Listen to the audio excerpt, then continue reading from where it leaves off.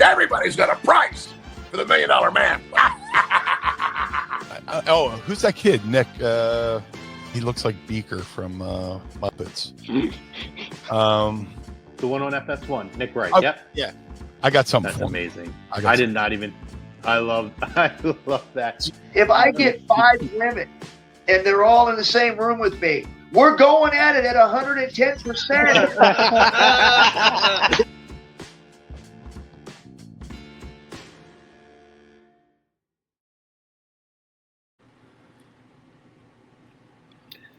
Welcome in, everybody.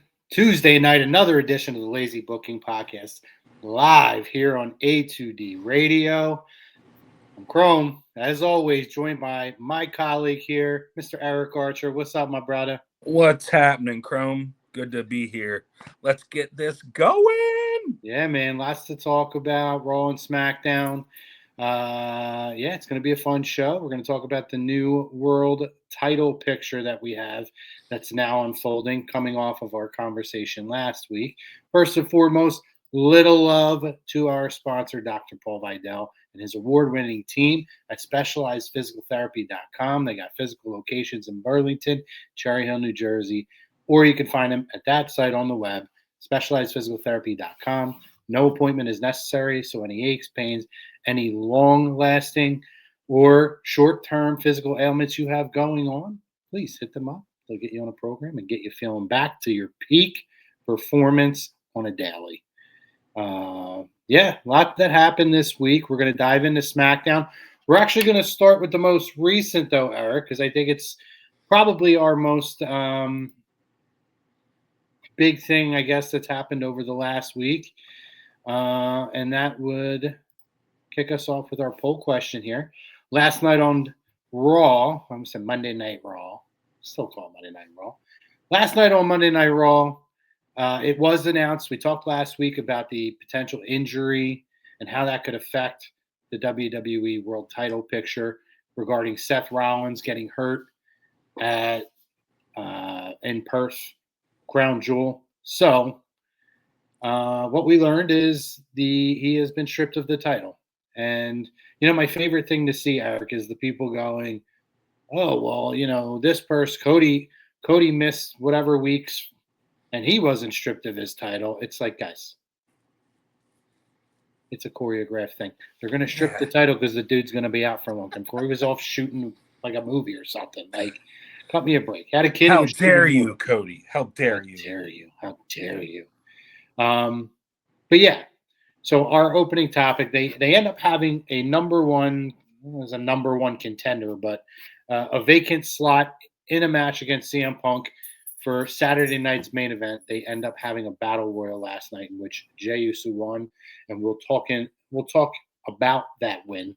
But our opening topic is Jey Uso winning the battle royal on Raw to face CM Punk at Saturday night's main event was the right creative decision by WWE. You agree or disagree? So wherever you're at, you're on Facebook, you're on YouTube, you're on X, Twitter, please comment, like, subscribe if you haven't yet, and most importantly, join the conversation. We want to hear from you guys. We're going to talk about a number of topics, but we're diving right in head first. So Eric, do you agree or disagree to the statement that this was the right creative booking decision for WWE to have Jey Uso come out of this? And real quick, a reminder, a lot of names in this battle royal. You had AJ Styles, Dominic Mysterio, LA Knight, Jimmy Uso. I mean, they're Rusev, they're Penta. There were a lot of names of people who could have shaken up the main event scene a little bit, but they go back to the Jey Uso well. So, yeah, let's hear your thoughts on this one. Disagree. And I don't even disagree with going back to what they've been going with the storyline. I just think they picked the wrong guy. And I'm wearing the shirt just as a coincidence. But two things here, and this takes nothing away from Jey Uso at all. I think Jey Uso has earned his spot as far as being at the top of the card. He's over like nobody else. Well, he's up there. Was the world champion, got his moment at WrestleMania. and had a short title reign, but he got one, which I think he deserved. He deserved the shot to take himself, to that higher tier on the card. That being said, I think it's time for somebody else to get on top of the card, and that guy is LA Knight. And I don't know what it is about this booking with LA Knight where he gets there, he gets to the top, but at some point he doesn't get all the way there. And I think this was a great opportunity to get LA Knight in that spot. And I think it's time, not saying a long-term reign with the title, but let's see somebody else with the title. This was a good opportunity. Seth Rollins, unfortunately, is out, and it opened up an opportunity for somebody to move up. And of course, we had CM Punk already there and him being in the match, and all well and good. But I just think an opportunity was missed again with LA Knight to not only be in this match, but to go over and become the World Heavyweight Champion. Now, you may say, all right, well, this match is booked as far as Uso winning, that it all points to CM Punk winning the World Heavyweight title. I just don't think, if that's the direction they're going to go, why do it now? It's been, you've invested this story of CM Punk wanting to be the World Heavyweight Champion. He gets the World Heavyweight title for a few minutes, loses it to Seth Rollins. Yeah, and Seth is out, so a few things needed to be moved around. Things need to be pushed up, a la the heel turn last week with the Vision. But I don't think that really necessarily means that you have to put the title on Punk right now. I think you, of course, put him in the match, but I don't think it would hurt him to lose to an LA Knight or to, like you mentioned, anybody like an AJ Styles. Putting somebody else in that picture right now, because I think ultimately, if the booking is what I hope is going to happen, is whoever wins this title is going to be defending it against one of the Vision members. And I think the end game, whether that's Survivor Series or probably a little further along, maybe even into WrestleMania, but I think if this heel turn, or not even heel turn, if this turn with the Vision on Seth Rollins, if there's a payoff, one of them should be the World Heavyweight Champion. I mean, they teased it last night on Raw, Bron not giving up the title. It's clear that is the goal, to keep that title in the Vision.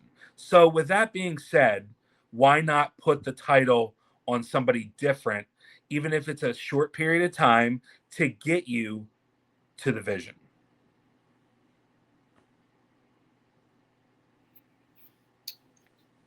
So I'm kind of in the middle on this, and we don't ride the middle. So I'm going to sway one way or the other as we talk this out.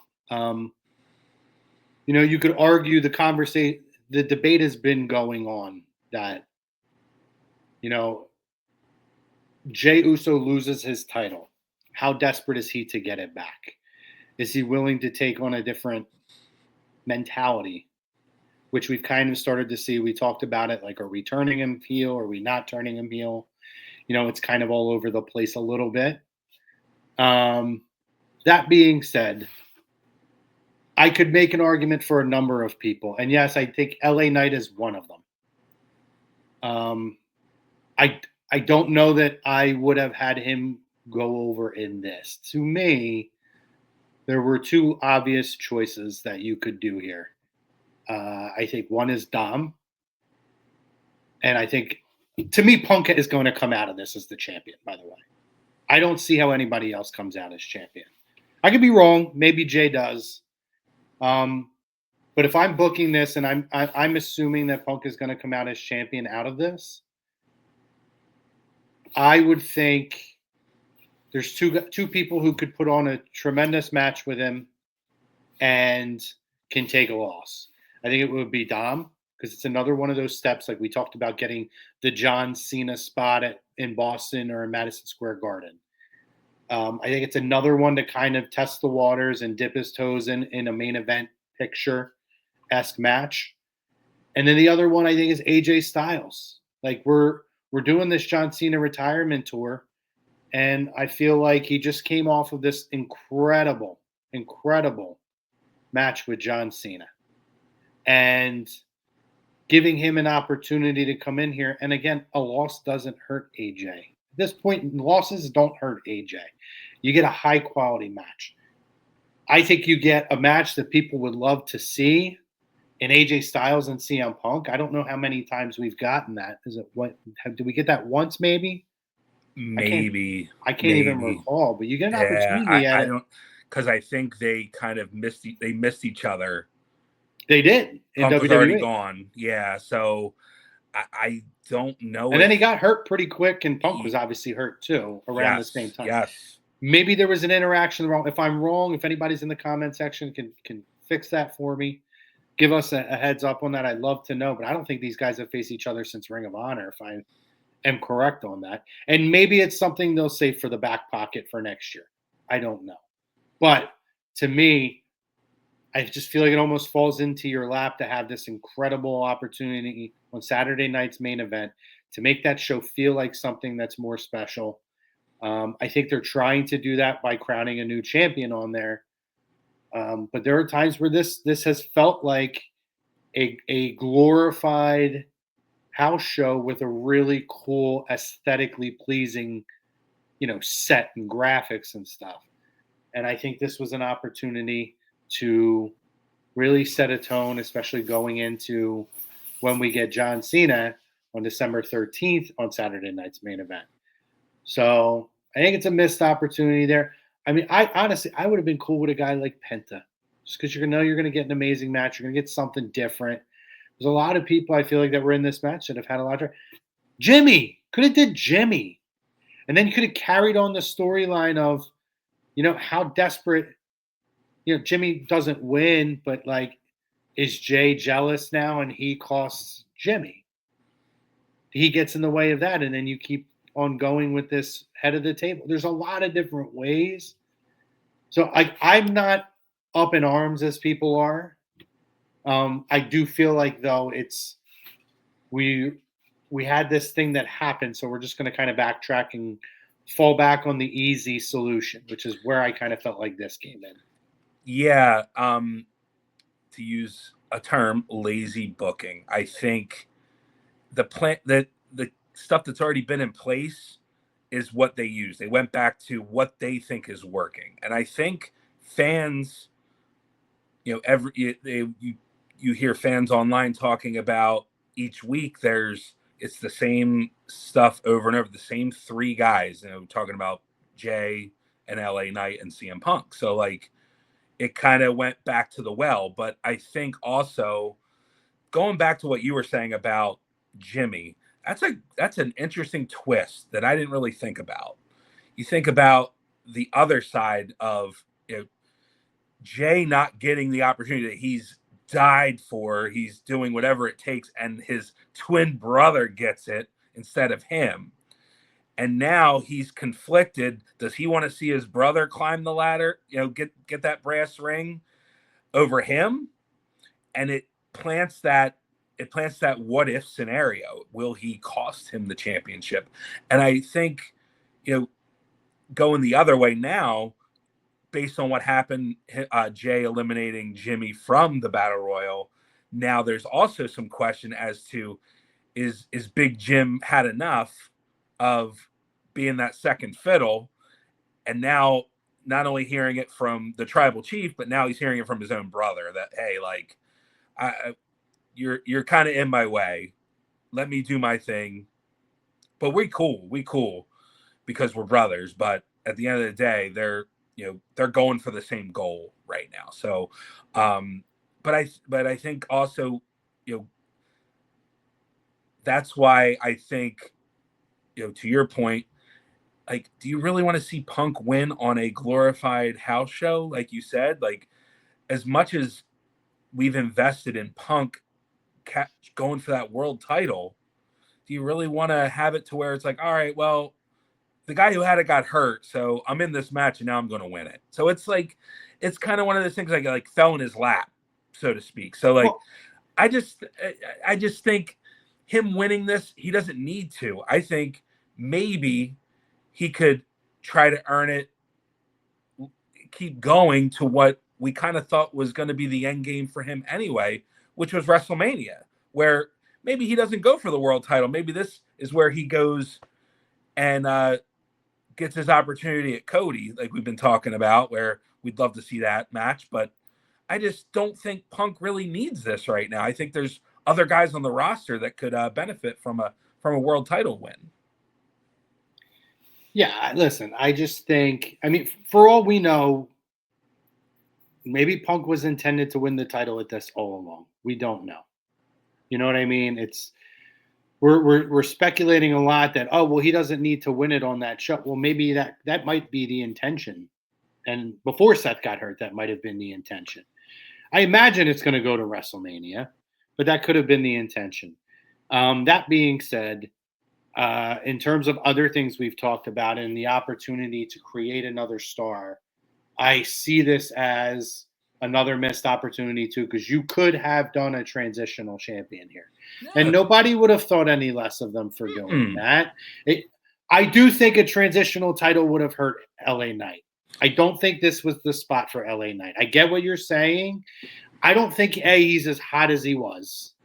So I don't know if this is the time to do it, to put him in a match where he could potentially lose, or become a transitional champion to just come back 2 months from now and drop the title to Bron.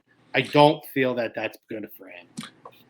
What better way to catapult somebody with a win over a multi-time world champion? But how clean is it though? Like I'd have him beat him clean. But I don't think they would do that because I don't think they would either. But like the whole thing is the long-term booking for this, right? So if Punk's going to lose, it's going to further advance the storyline. So it would be something along the lines of the Vision. Even though Seth's not here, you're still on our own hit list as well, and the Vision somehow costs him. But I just don't see that being it. So I think a clean loss hurts Punk going down. I think it actually negates a lot of what you've been building towards going forward. But like, again, a Penta or an AJ, this could have been a chance for AJ to get a 2-month title run in. Like, to me, honestly, I keep coming back to AJ Styles as, you know, unless, like, to me, he's the perfect person, because if Punk is going to win, AJ can take the loss. If there's going to be some kind of a screwy ending that doesn't hurt AJ to get a title that way, everybody knows he's retiring next year. You get a 2-month, 3-month, you know, maybe to the Rumble, and you can have AJ get that short run in, and then switch the title to whoever you decide at that point as you get closer to WrestleMania, who's penciled in to be your main event. It could be Brock Lesnar. It could be whoever the hell you want it to be. But, like, to me, AJ Styles was like the no-brainer booking decision here, because you couldn't go wrong however you booked Saturday night's main event.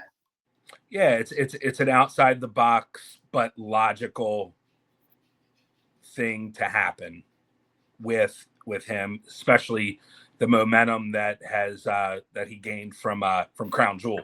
So I think if the plan wasn't to put the tag team titles on him, maybe that's why, you know, they didn't go that direction. But I don't know. But I think we're on this. I think we agree that it could be somebody else, but I think we don't agree on the who and the why. Let me throw another name in there, Eric. Finn. With everything going on now with Dom and how Dom can do everything, again, I don't think it hurts Finn. He has his title run kind of got screwed, right? Because he got hurt. He never really saw that level quite again. I think he's a guy that could have did a short run, and then Dom ends up somehow costing him the title, say at Rumble, and they feud. You could have spun that off, and then you could have gone whatever direction you're going to go with the world title, as well as create a situation where you can advance this incredibly long storyline. And that's a huge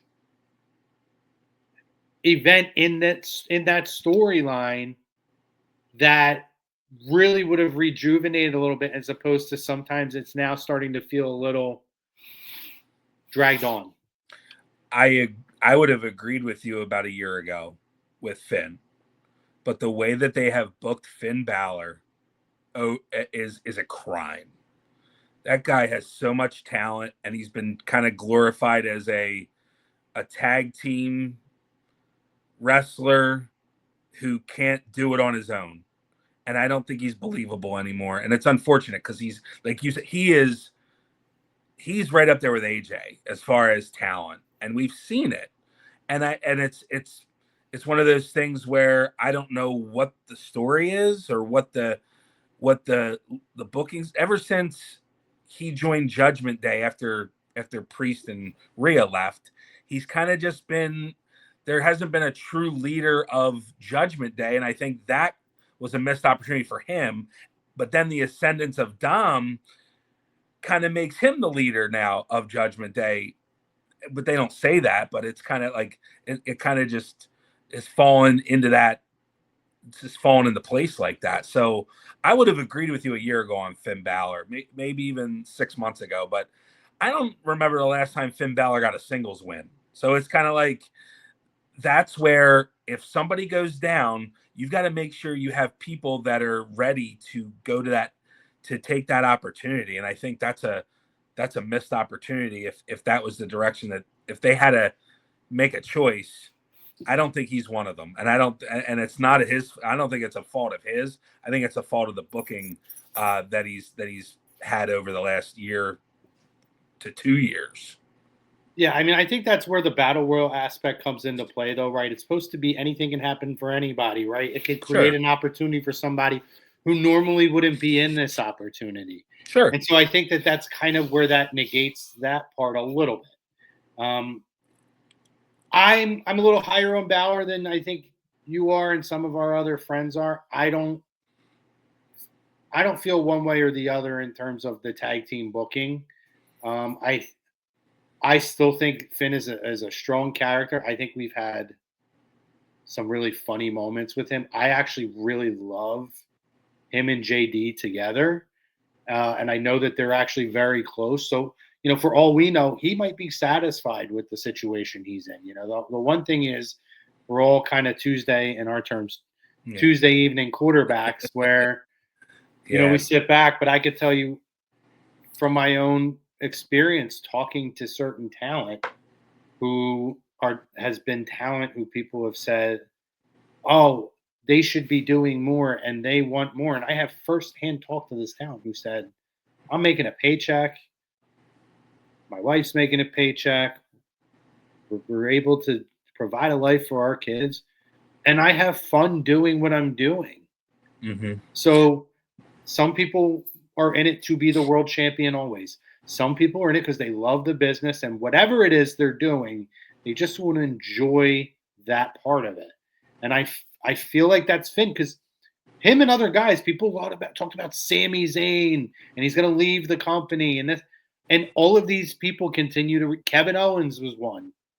They all continue to re-sign because they enjoy it. Kevin Owens is number one who's been open and talked about how he doesn't. It's not his be all end all is to be the world champion.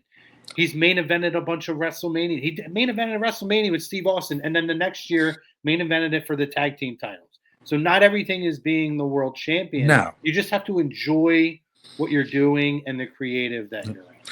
Yeah, and we're speaking of selfless, we're going to talk about that with the Smackdown. But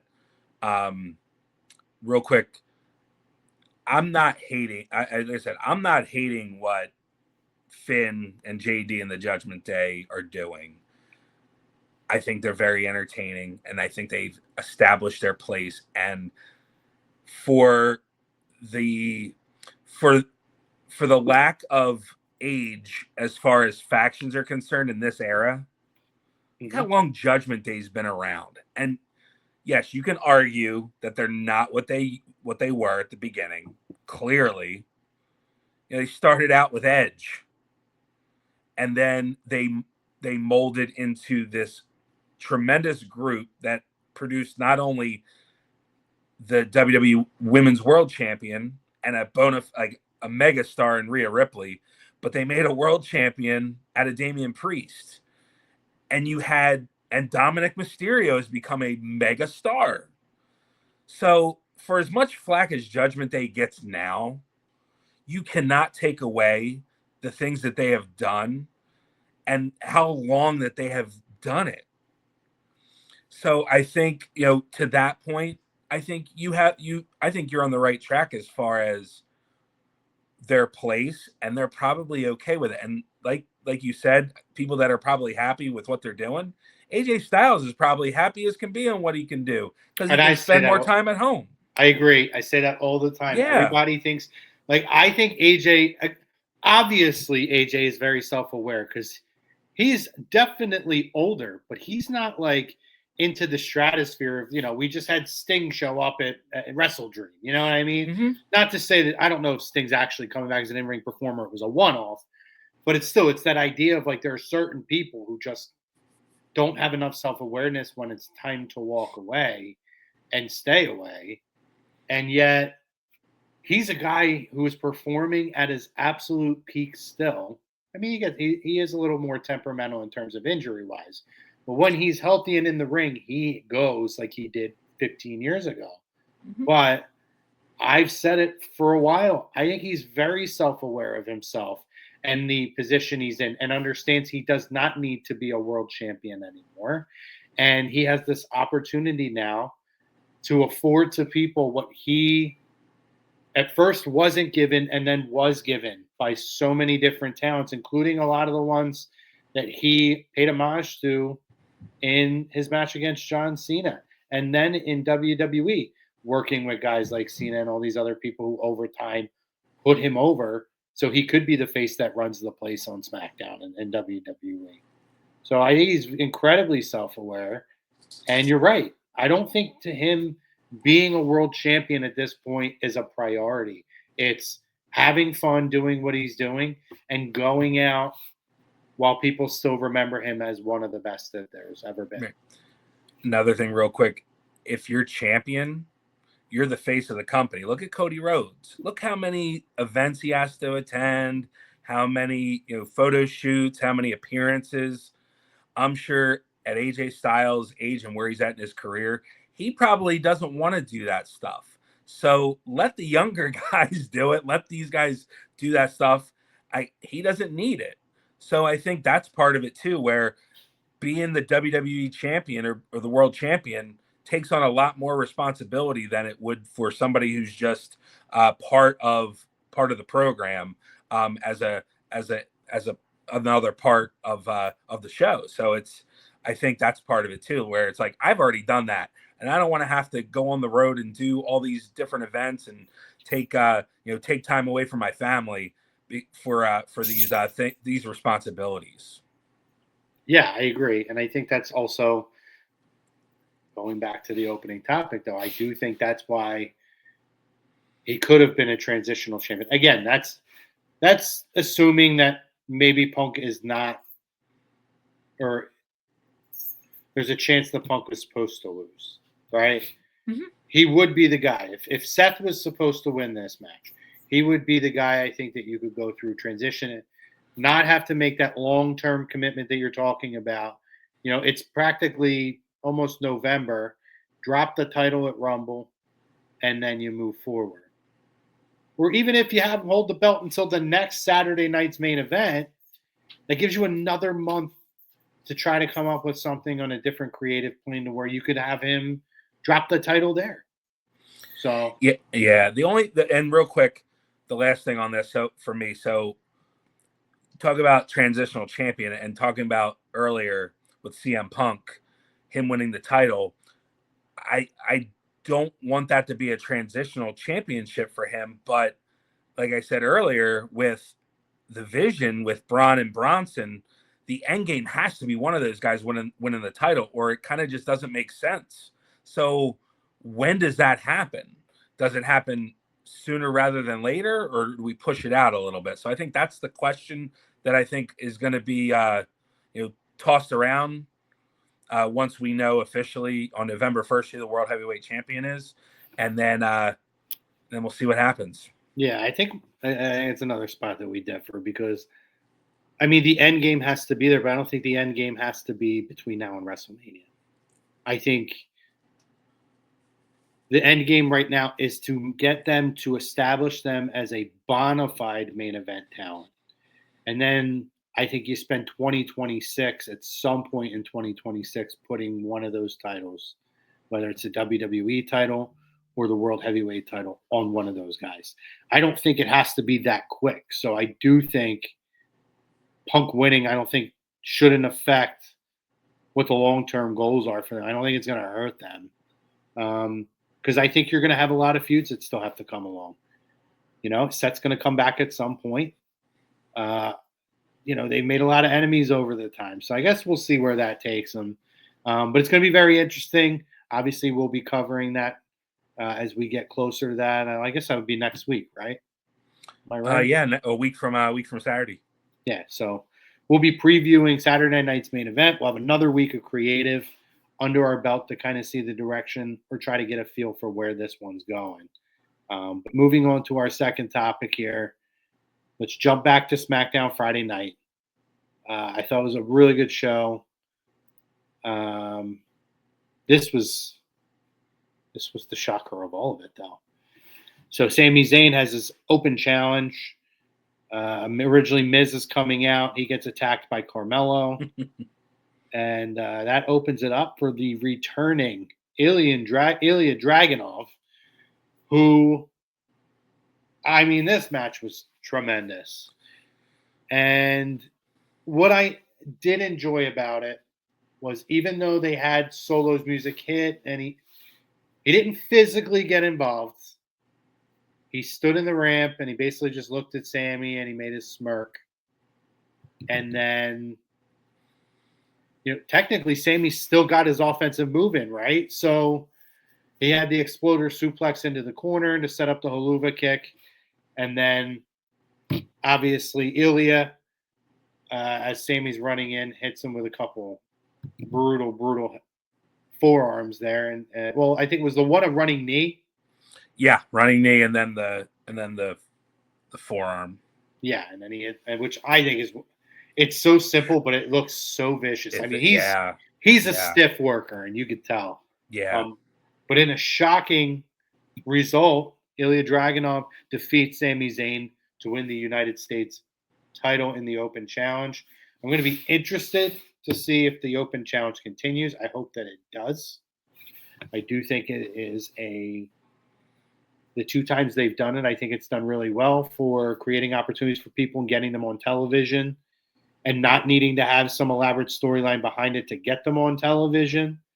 So I like that. But very cool for Ilja. He's been out for practically a year at this point. He had a major injury shortly after being drafted to SmackDown.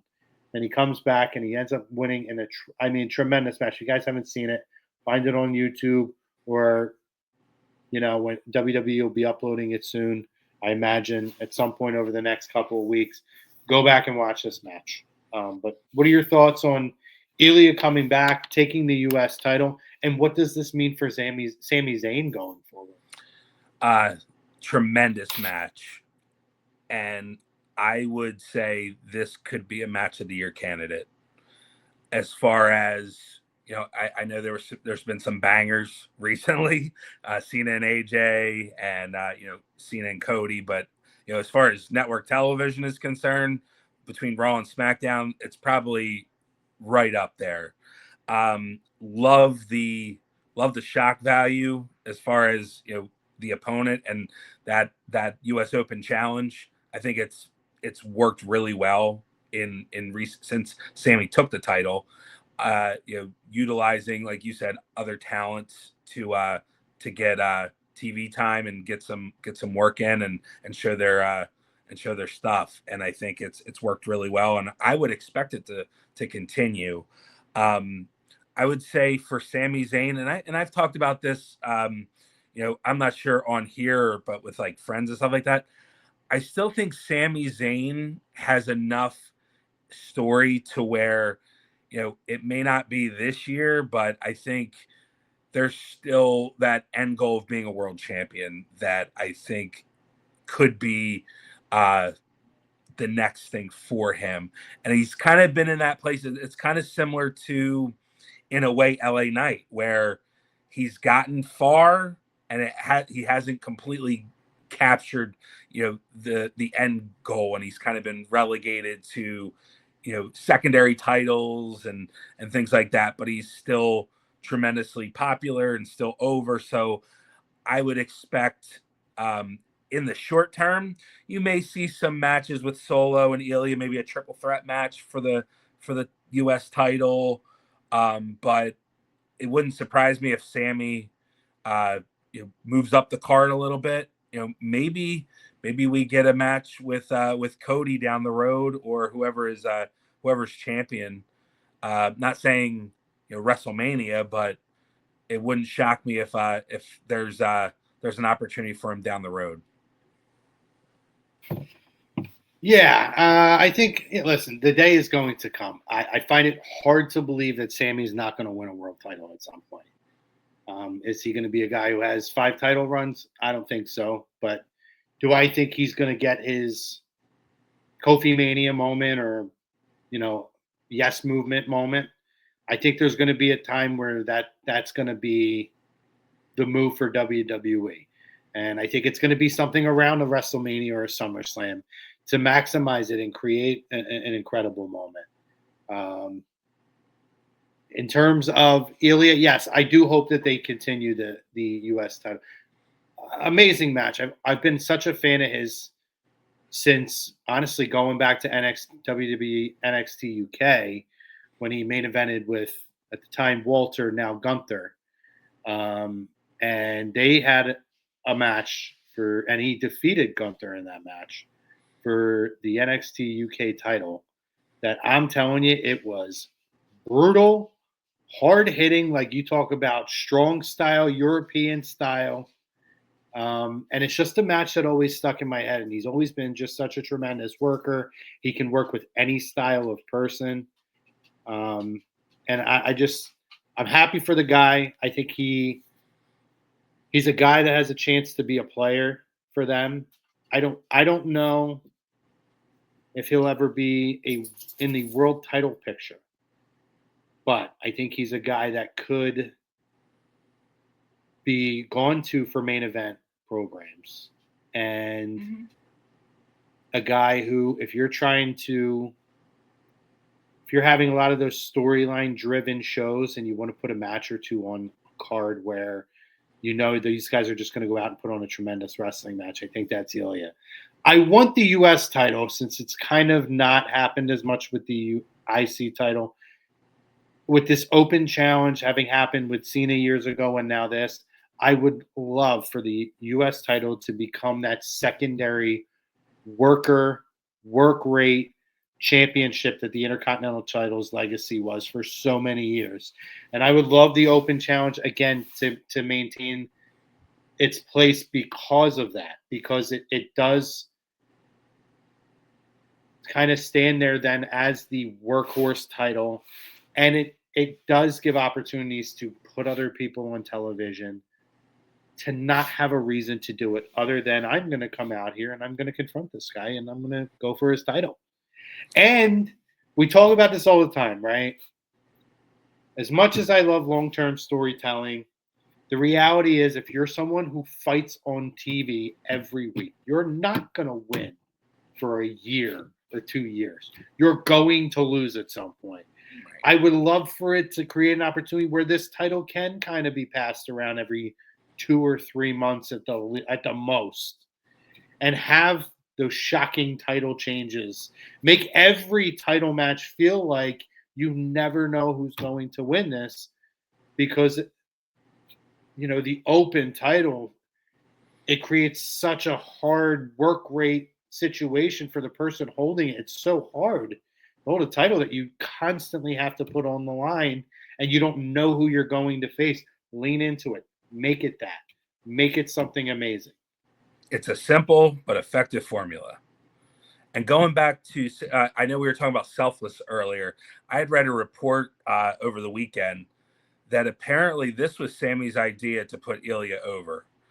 And wouldn't shock me if that was absolutely, true, because Sami has shown that he's a team player and knows the bigger picture. And he looked just as good losing that match as Ilja did winning that match. Sami comes out, he lost the match, but he put on a show and he took him to the limit. No damage done to Sami Zayn at all. If not, it catapults him. So I think that's a perfect example of somebody being able to lose and look good doing it. Absolutely. Hit the nail on the head on that one. So we'll be interested to see how this goes. But congratulations to Ilja. Awesome match. Awesome win. Looking forward to see what he can do with that title. Also on SmackDown. So Jacob Fatu is hurt. So storyline-wise, they have to write him out, right? So he gets attacked behind the scenes. The presumption is it's Drew McIntyre. I imagine it's going to end up not being Drew McIntyre.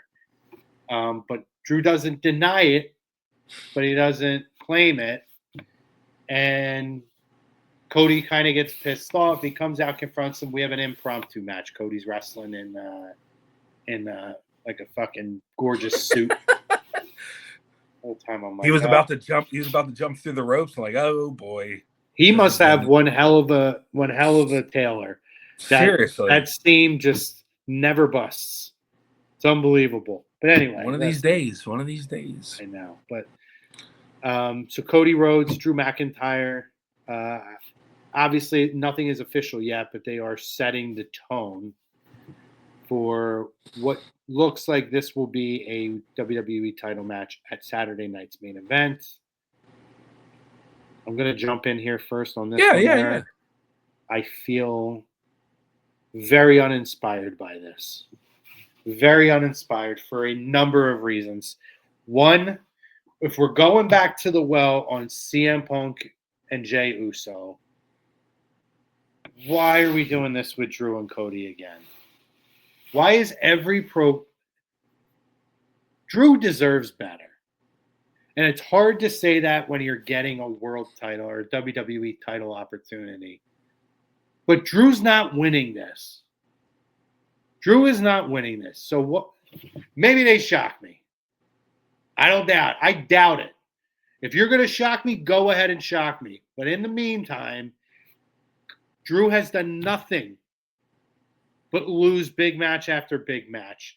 And he comes off as a whining, bitching person who will do underhanded things to get what he wants, but can never cash in when the moment is the biggest. And the one time he did, he got in his own way, and Damian Priest cashed in on him. I don't like this for Drew. I don't like this for Cody, because we're going backwards into the first world title run. And this is where I do understand and relate to the booking concerns for certain things with WWE. I hate this. I hate it. And once again, I don't know that Drew can take another loss. He keeps losing time and again. And what happens to him then? Like, at this point, I feel like we got to turn him face. As much as I love his heel persona, he's kind of like a half face anyway. He speaks the damn truth half the time, but he don't ever cash in on any of it. So I don't know where they go from here. And if you're going to surprise me, WWE, then surprise me. But I'm not holding my breath. So to me, on the surface, this looks like a lazy situation. Jacob was probably going to win this match. I would imagine. I think so. Okay. But regardless, it seems very, very lazy. And now here we are again with something that I really don't care to see again, and to watch Drew continue to wilt away in the main event picture. Time's yours.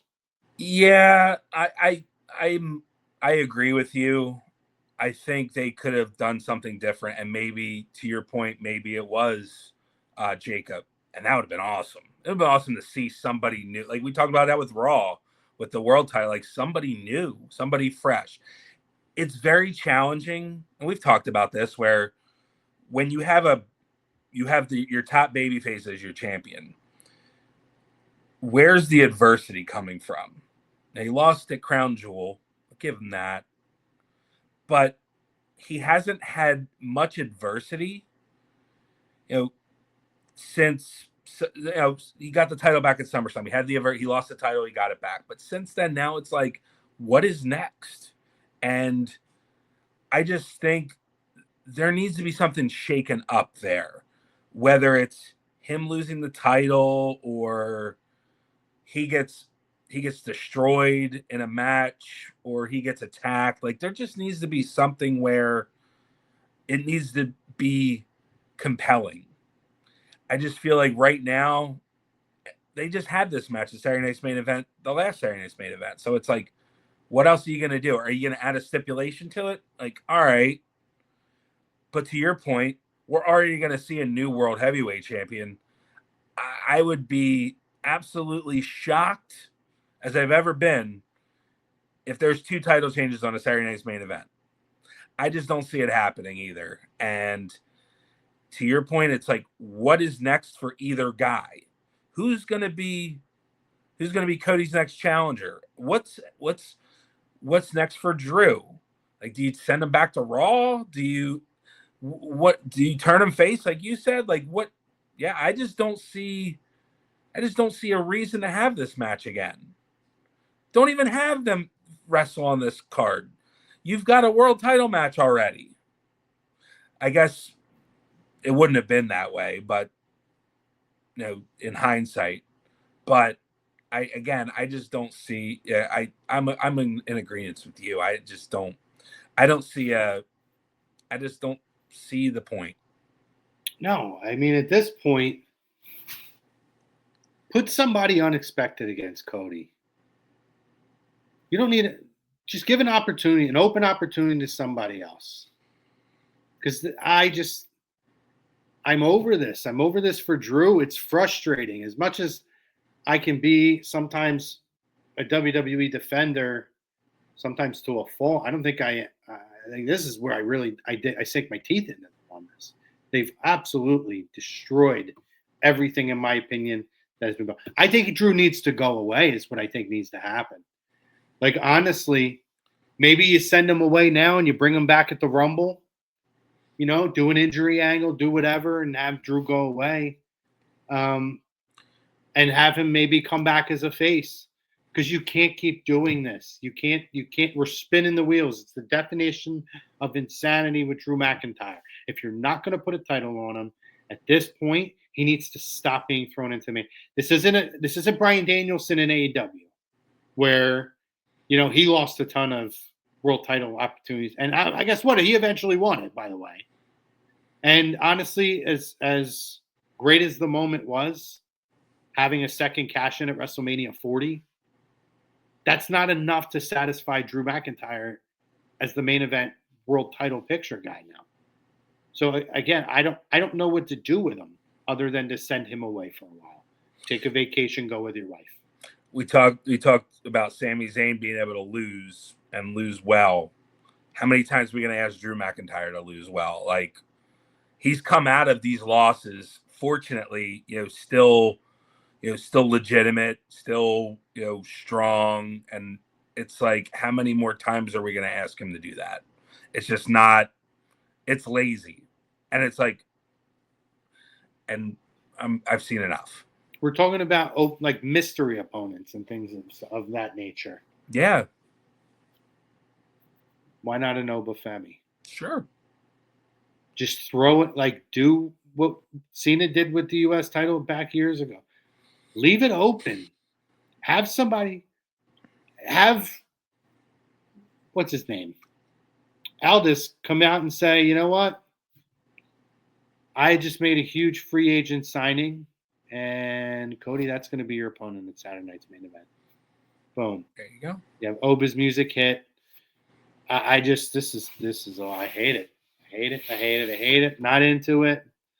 So we'll see what happens. I understand, even though I think there's other options for Punk and Jey Uso. I don't here.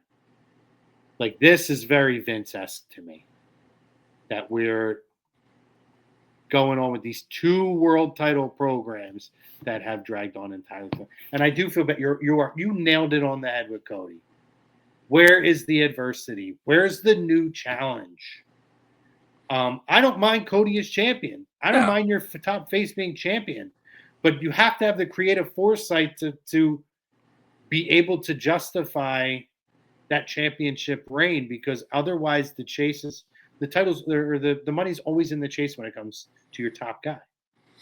And I think it feels like, and this may be another reason why Drew keeps getting put in these matches, but where are the other heels on SmackDown?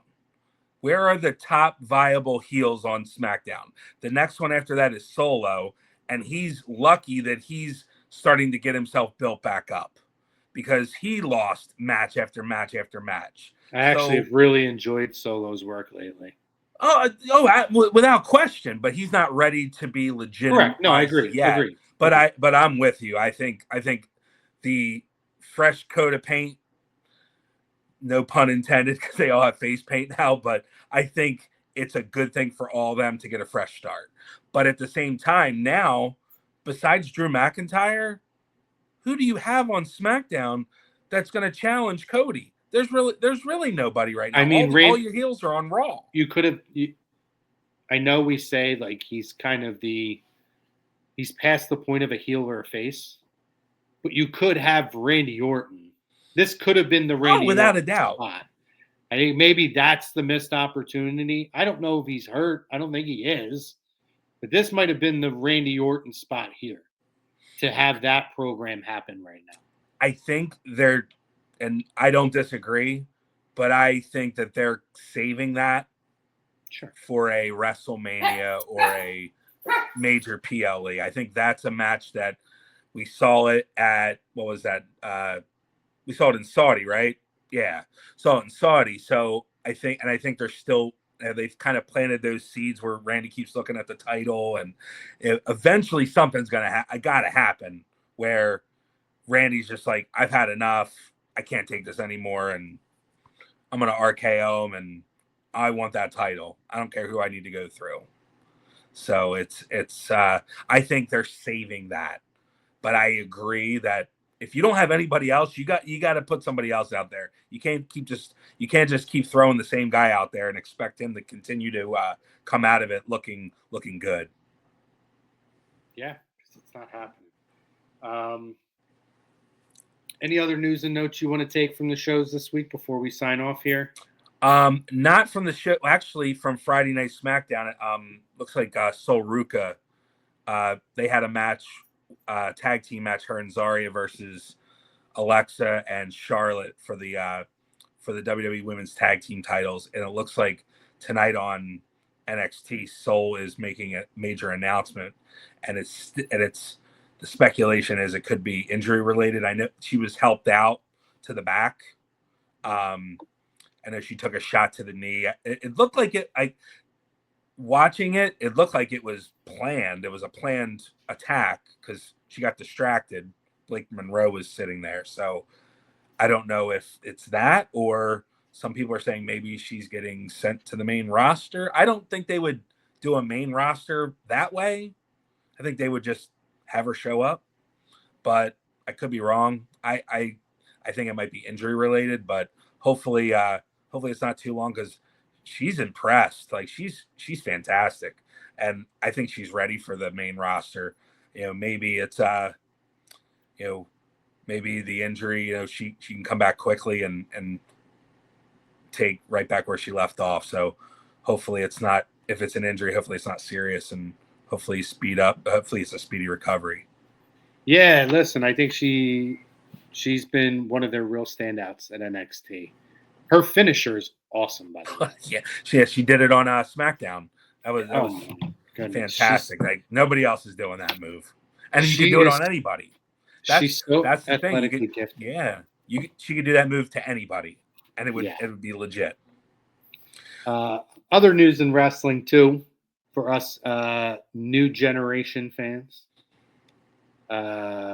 Obviously, big loss again this week for the wrestling world. Bobby Horn passed away, also known as Mo from Men on a Mission.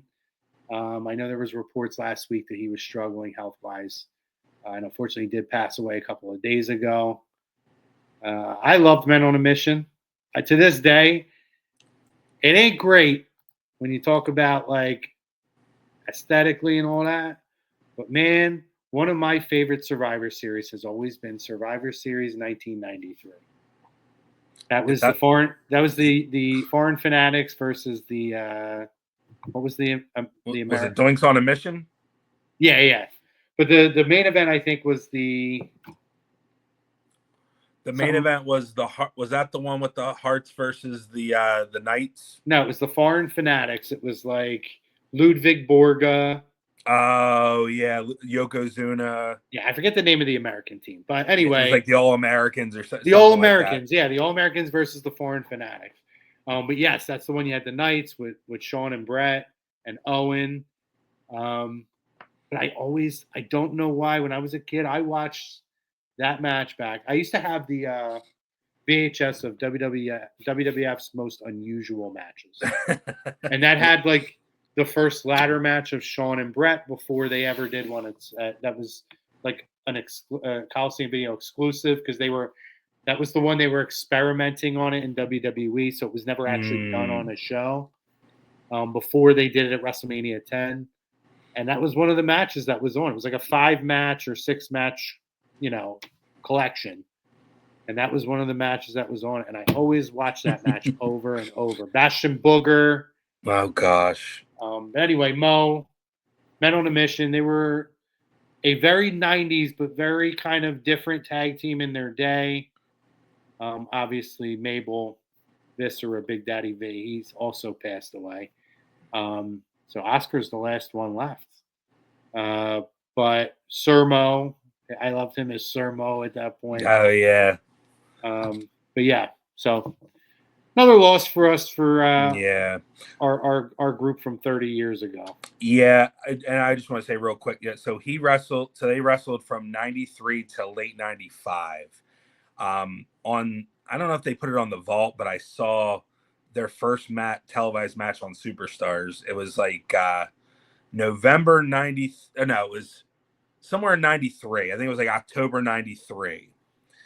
And they were just different. And those that follow, that was a tremendously transitional time.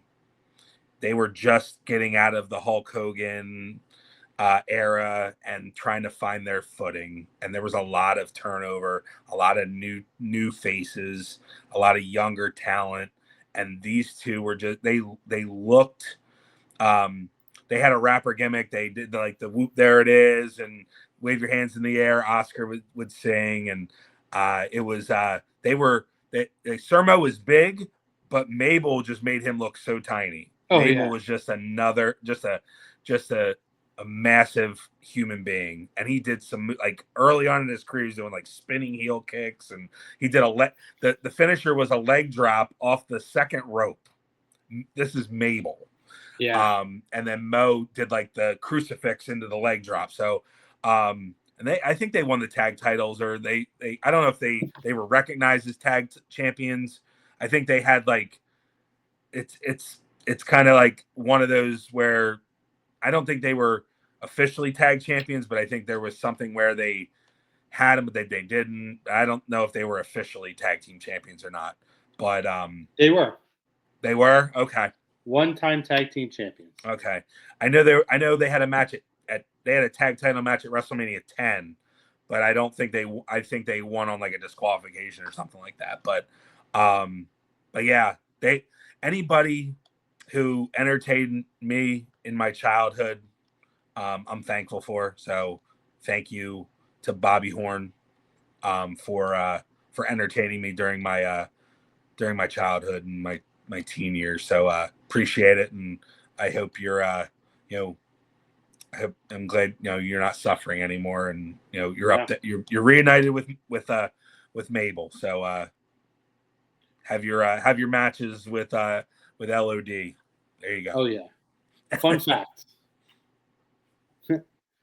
So they won the WWF tag team titles at a house show in London, England on March 29th, 1994. And then they dropped the titles 2 days later to the Quebecers at Sheffield, England at a house show. So they beat the Quebecers and then they dropped them back. Who then the Quebecers held the title for 26 days and dropped them to the Headshrinkers on April 26th. And then the Headshrinkers held it for like 120 something days. Wow, talk about like hot potato in the tag team. Talk about a rabbit hole. So they had a 2-day tag team title run. And those that watched in 93, 94, 95,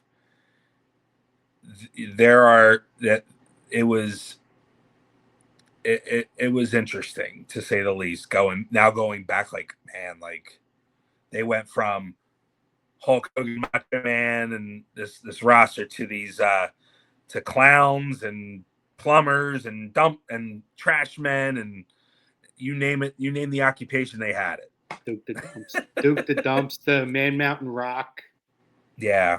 They had a hockey player, the Goon. You name it, they had it.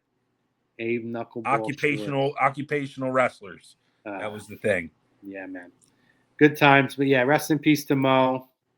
Men on a Mission doing their thing wherever they're at now together. A great show this week. Next week, I imagine we'll have a little bit more to talk about because we'll be heading into Saturday night's main event. So very excited for that. Me and Eric will be back with you guys. Same thing, 5:30, 6 o'clock next week. Eastern Standard Time, guys. We're on the East Coast. Make sure you guys, please throw a like, throw a subscribe, throw a follow, throw a comment, share it out, whatever you can do on our social media platforms and A2D social media platforms. We appreciate your love and support. And for myself and for Eric and everybody here at A2D Radio, I hope you guys have a great week. Thank you to Specialized as well. Love them. Hope you guys have a great week. Eric, I hope you have a great week, buddy. I'll see you next week. You too. Sounds good. Everybody have a good week. Yeah, have a good week. And make sure you guys let everybody out there who's special to you know that you love them. But for myself and Eric, it's up to you. I may or may not have an outfit on next week because it is our Halloween episode. So might be, we'll see. Challenge accepted. All right, guys. Have a good one. We'll see you next week.